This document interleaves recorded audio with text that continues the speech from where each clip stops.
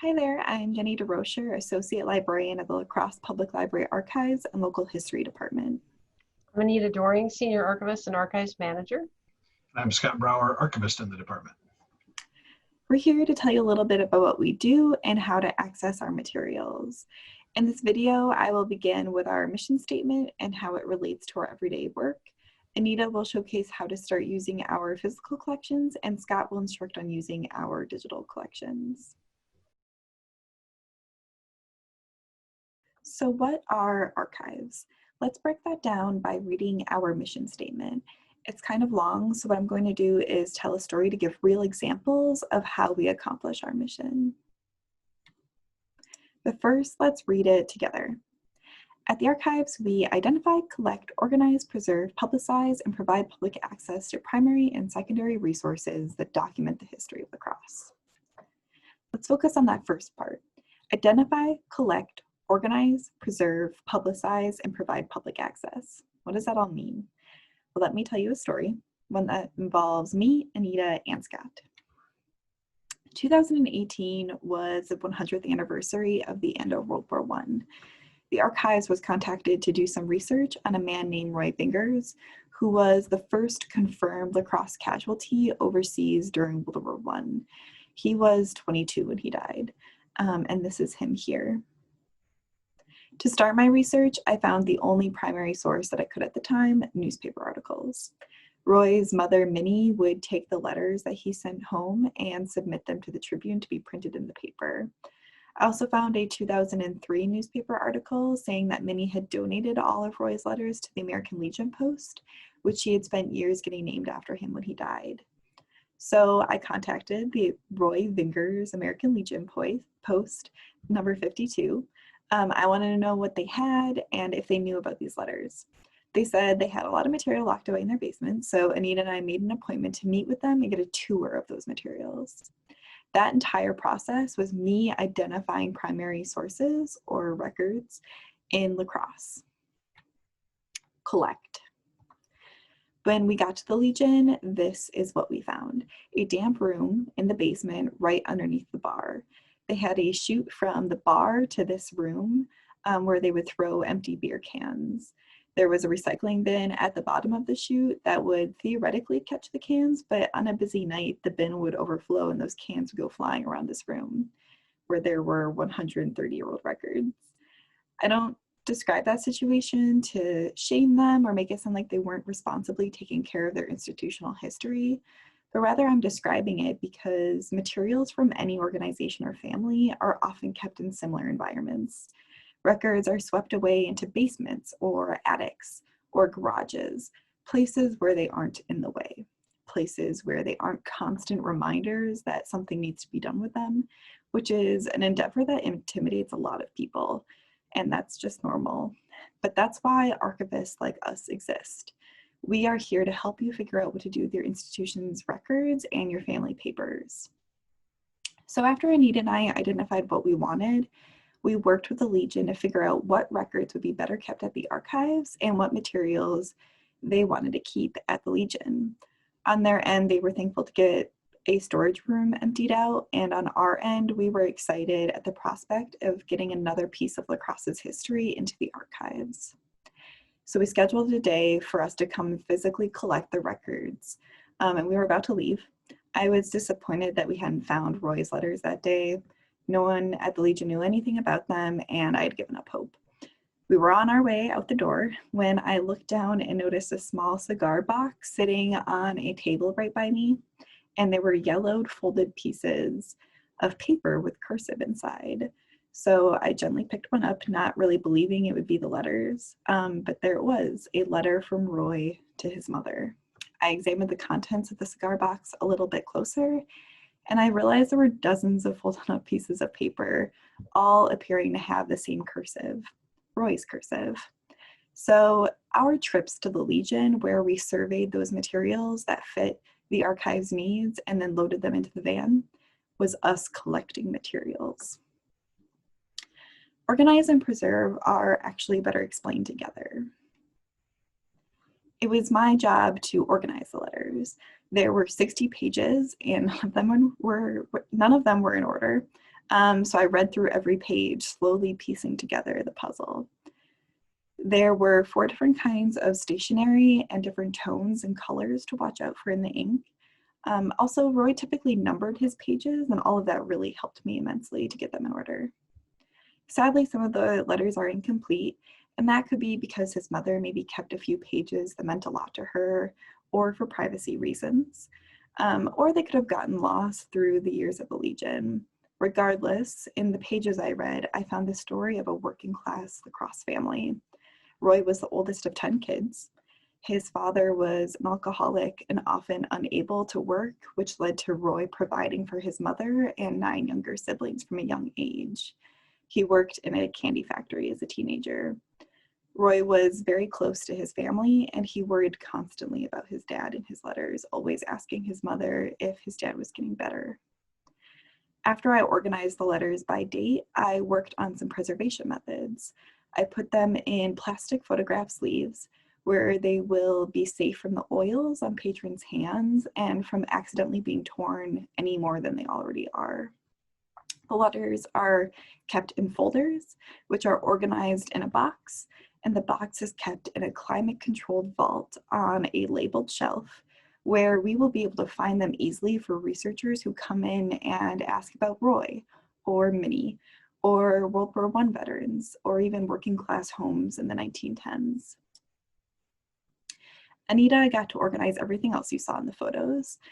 In this photo here, she's wearing a fancy jacket and gloves because these were the records that were kept in the room with the empty beer cans, meaning a lot of the records were moldy, which again isn't unnormal.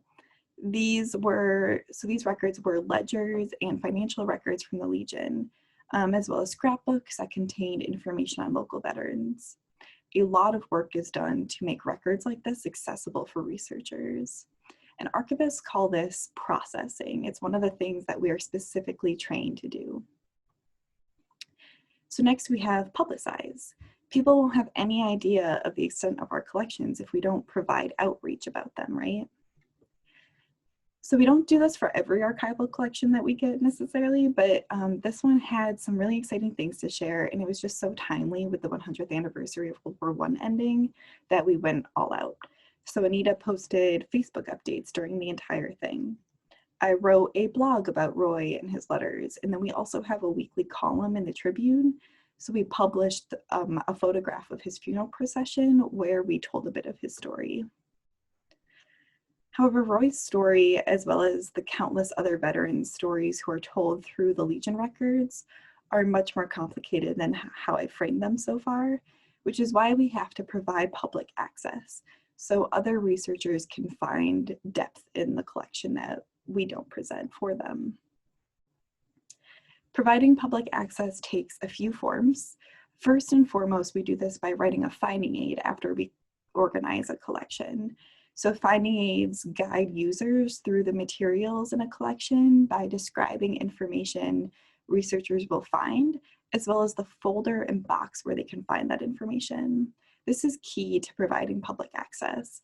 Without a finding aid, our collections would be really daunting for researchers to use.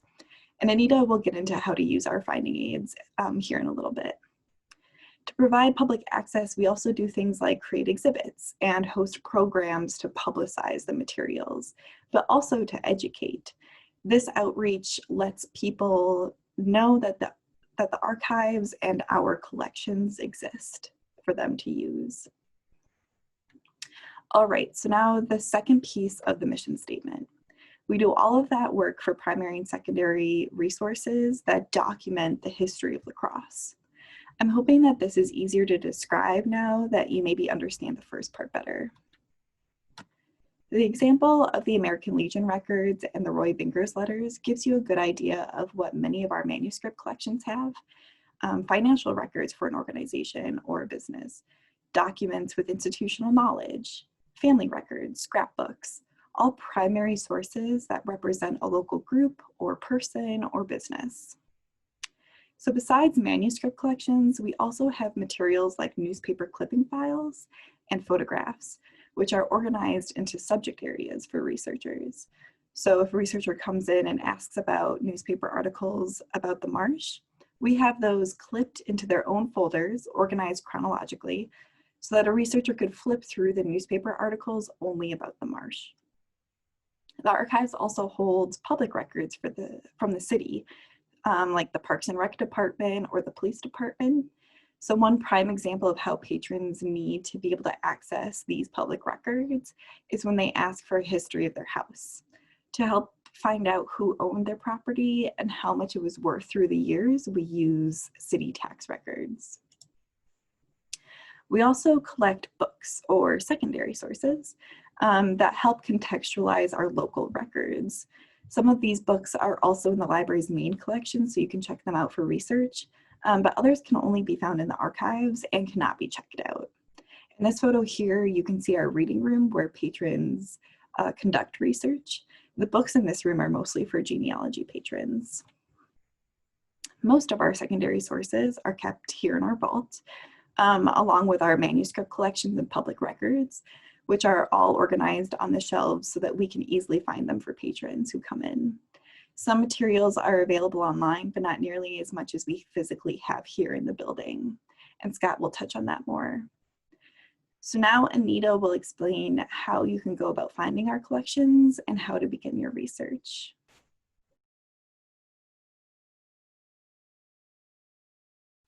Thanks, Jenny, for that great description of the mission of the archives. I'm going to go ahead now and show you our collections and how to find them, as well as the nuts and bolts of a finding aid. So you can find our website by typing in archives.lacrosselibrary.org to get to it directly, or you can go to it through the La Crosse Public Library tab as well.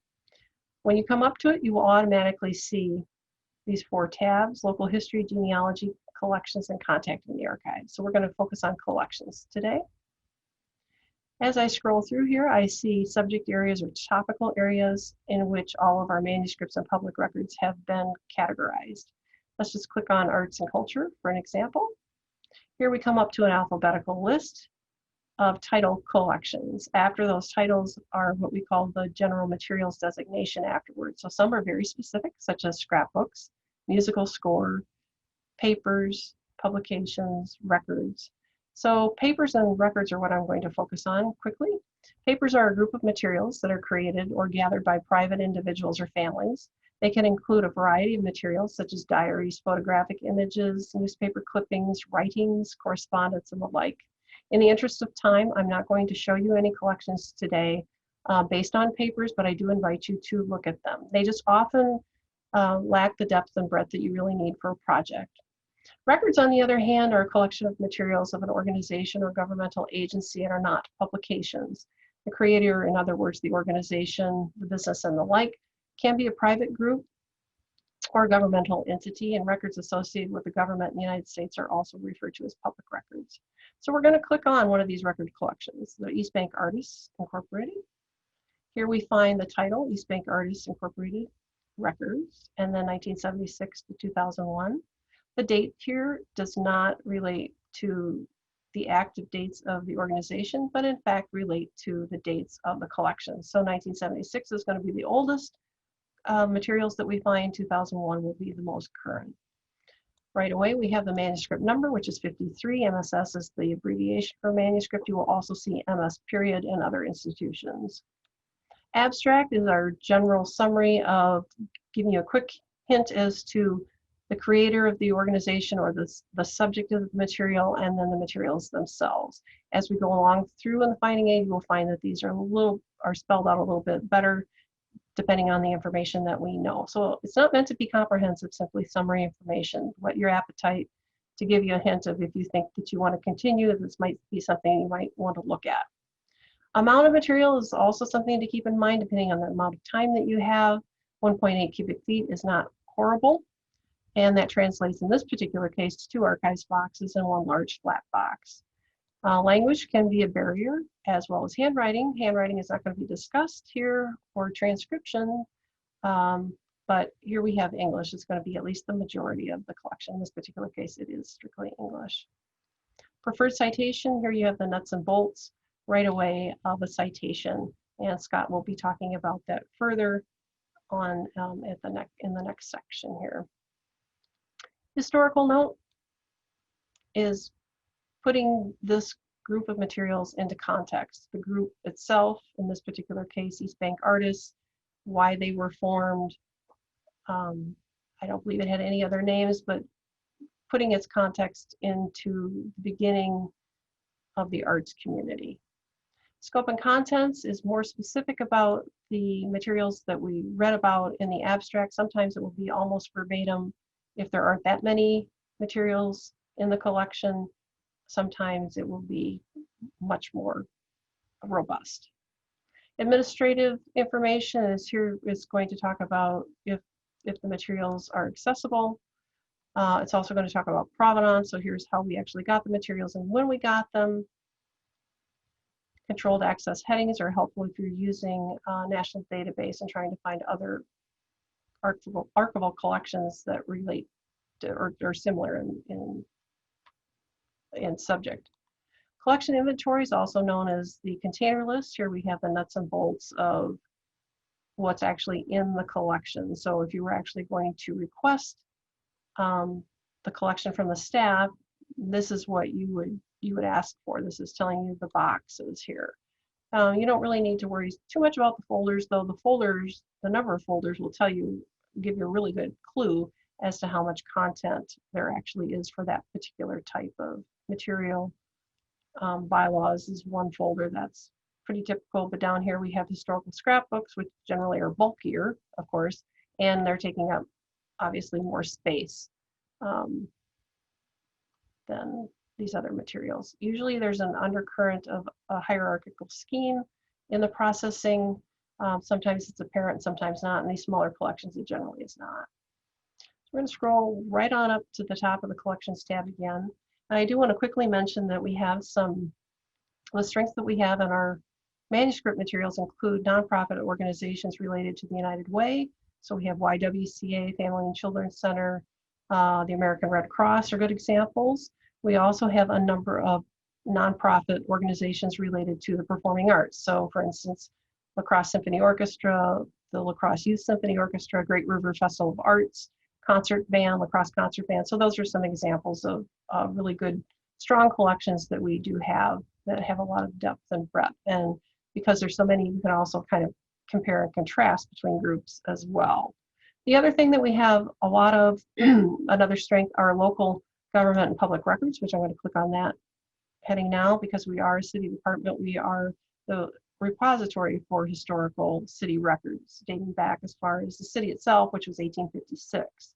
So these beginning things are committees, meaning legislation of the La Crosse Common Council, dating from the beginning of that particular committee, which may or may not be as far back as 1856, all the way up to 1932 when a new numbering system began for numbering resolutions. So these are topically based and can be very helpful, especially pairing this with departmental records, which are found down below here. They can often be a nice complement. So we're going to click on the City Park and Recreation Department records just to show you the difference in the finding aid, basically. So here we have something new. We have bulk dates where we did not experience that with the East Bank Artists. So the span dates are 1860 to 2008, but the bulk dates are 1908 to 2000. And I will quickly tell you that 1908 is actually when the City Park Department was founded. That's when council authorized the formation of the Board of Park Commissioners. The reason why, fun fact, the reason why these records go back so far is that in 1932, the Park Department became, has under its jurisdiction in 1932, Campbell Cemetery, which was transferred from the town of Campbell to the city of La Crosse. The city, of course, had no idea where it should put this, so it actually gave the jurisdiction to the Park and Rec Department. So those records from the town of Campbell actually date way back into 1860. So that's why the difference in the dates. Again, you have an abstract, obviously much more robust, a little more detailed because of the amount of records. We'll look down here. Now we have 6.6 cubic feet, much more than the East Bank Artists. 16 archives boxes, one oversized folder, and one loose volume. So clearly the amount of material has increased immensely. The historical note, again, more robust. Scope and content. very much more robust. And that's, again, because the amount of materials. And so here we're trying to highlight some things that you might be interested in as a researcher, and also to help remind us when we look at these finding aids, when we're trying to help people find materials that they need, it helps us as well, points out things. This one is so large, it's organized into different series. I'm going to skip right to the sites series, which are basically names of the parks, playgrounds, beaches, that sort of thing within this collection, within the department. So we're going to scroll all the way down to Riverside Park. And in the news lately has been the Hiawatha statue. This was a statue that stood at the north end of Riverside Park from 1961 till the summer of 2020. And this particular folder is about that statue. And it goes actually 1955 to 2001. And it was always been a controversial thing. And this group of records will actually tell you that. So if you wanted to look at this in the archives, you would come in and request this Lacrosse Series 13, the Park and Rec Department. And then you would say, and I would like box 16, please. And then folder 5 is what you're actually after, but we would bring out the entire box and then you would be able to find that. And it would also give you some other context for other things dealing with the Riverside Park. For instance, the general materials up here might also be of interest. And once you get the materials, once we bring them to you, we would kindly ask that you would keep everything in its original order within the folder itself, and then the folders within the boxes to help us as well as future researchers. So lastly, I'm just going to mention those publications. We mentioned papers and records, and publications are another way to really complement a record collection. For instance, the American Red Cross I mentioned earlier, you can take those records and pair them with their publications. Their publications are going to give you a nice summary information. Would be a lot easier than slogging through a lot of meeting minutes, for instance. It's going to tell you about their events, their goals generally, progress over time. What it won't tell you so much is the nitty-gritty detail, or perhaps controversy or dissension among the group. That's not going to show you that, where the minutes are much more likely to do that sort of thing. So thank you very much for listening. And next up, Scott is going to be telling you about our digital collections. Thanks. Many of our digital collections available online are digitized versions of material from our physical collections. These materials were selected for digitization because of their quality local history content and because they're heavily used resources. I'm going to start with our website here, and you can see in the local history box of our homepage, you'll find several subcategories of materials. I'll start with city directories, which come in very handy when researching a local person or business. As you can see, we have 1866 to 1924 available online from our digital content platform, Rescarta. It's a very simple to use viewer with very nice search functionality. I'll show you that here by pulling up one. You'll be able to see on the side here all the pages. I'll just show you what one page looks like there with all the content on that page, and then here's that search functionality for the city directories. Back out to the home page. Move on to the various county histories written at different times, giving them a nice breadth of detail and subjects covered. For example, Lacrosse County here we have available online on our digital content platform. And you can see again, all the pages are listed here. You've got that search functionality here again for searching the content of the resource. And there's a nice table of contents, a 3-page table of contents for this particular resource, very detailed for you to be able to see what's in there. Back out to the homepage again. We also have a wide array of digitized maps, many scanned from rare paper copies. Clicking there, it brings us out to the website Lacrosse History Unbound, which I'll be sharing a brief overview of shortly. Here you can see a variety of maps that establish streets, boundaries, waterways, topography, industries, railroad right-of-way, political wards, and many other things at different points of lacrosse history. Some of these digitized maps can be found on the University of Wisconsin's digital collection platform, which you can see here known as UWDC. If you were to click here, you'd be able to see the content of those maps. Others bring you out to the University of Wisconsin-La Crosse's Murphy Library digital collection platform, which is Rescarta as well. And even others bring you out to the Library of Congress digital content platform to see the actual content. Go back to the homepage again. Onto newspapers here. Depending on where you're accessing it, these are paid subscriptions to full text searchable databases that include newspapers from La Crosse going back to the early 20th century. As you can see, Access Newspaper Archive here, 1904 to 1977, available to City of La Crosse residents only. If you're in the city, it reads your IP address. You can use this using your library card. Newspapers.com, Access 1905 to 1963, but you can be anywhere in the state of Wisconsin because it is available to you through Badger Link. Back out to photographs. This first link here points to UWL's digitized photo collection, which is pretty substantial. They have a great photo collection there as well. We have yet to put substantial portions of our digitized photo collection online, but we did heavily contribute some of our best photos to a Winding Rivers library system project known as ECHO, which stands for Exploring Cultural History Online. Clicking there, you'll see you can search this. And by browsing, you can go all the way to La Crosse here, see the photos that we shared to this project. Again, some of our best photos there. Or you can search the entire project with the search functionality here, a simple search function there. Now I'd like to take you over to a recently updated website called La Crosse History Unbound. La Crosse History Unbound was created in collaboration with the UWL Murphy Special Collections Department.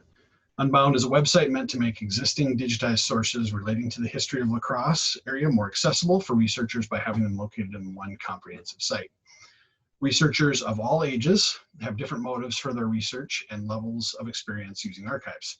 The research guidance pages are for researchers who may not yet be experienced in using archival materials and primary sources. If you ever need help understanding where to find different kinds of resources at La Crosse repositories, such as the La Crosse Public Library or Murphy Library at UWL, if you have questions about finding aids, need help citing a resource, or wonder what an archival term is, these pages here under Using Archives are what you are looking for. I would particularly like to note the page on how to properly cite sources, as even seasoned historians often have to refer to style guides to properly cite their archival research. This guide focuses on the Chicago style, as that is the most common standard for academic history writing. We also have pages on using this website, how to use the search function, and how to browse collections. And we'll be looking at collections very briefly here shortly. Lastly, we have guides here for using other online websites and databases, as well as other archival repositories that may help your research. These resources here under research guidance are going to help you whether you are a high school student, someone researching your family history, an undergraduate, or an educator looking for resources to help you and your students conduct local history. While we have built some other research guidance pages specifically for the many National History Day students we serve every year, these pages can also be helpful to any Unbound user. This includes a basic how do I use this site primer with instructions for navigating the site and more specialized overviews such as how to pick a local topic for a research project or local ties for your project to add a more unique and nuanced layer to your regional or national project. After reviewing these pages, based on your need for help in understanding why archival materials are important in historical research and how to use them effectively, you can then begin your research by visiting the Collections tab found here. This is where the bulk of the resources are located on the website. You will notice right away that this part of the site is organized into broad research topics. When you click one of these topics, such as people and cultures, you will be brought to a page that will have resources listed for that specific topic listed here down. Some topics are broken up even further into subcategories, such as what you see here on this slider. As you explore the collections, you will get used to this organization. Browsing the curated categories and subcategories is a great way to understand the local history strengths of our digital collections and that of UWL Murphy Library. Of course, searching the entire website with keywords is also always an option here, and there's tips here on how to do that effectively. One of the things that is helpful to know about the La Crosse History Unbound website is that it is an aggregator site which means that none of the digital resources actually live on this site. Rather, much like some of the digital resources I showed you from our own website, all of the resources to be found here on Unbound live on a number of other sites. That is why when you click on one of the resources, such as this one here, a new tab opens up with that resource on the LPL Archives digital content platform. Here is where you can actually read, save, search, print the content of that resource. Same goes for if you were to click on a resource at the UWL Murphy Library digital content platform, that's here. It opens a new tab. That way your Unbound research progress is always still available to you by going back to this tab where you were before. And of course, because Unbound is possible only through a collaboration with other cultural heritage institutions, our homepage, the homepage of La Crosse History Unbound here, lists upcoming events and programs in the area in case you want to become active in the local history community. If you have any questions about using Unbound, see our emails and phone numbers listed here at the bottom of the homepage, or check out a more in-depth tutorial video created by Jenny on the LPL Archives YouTube page.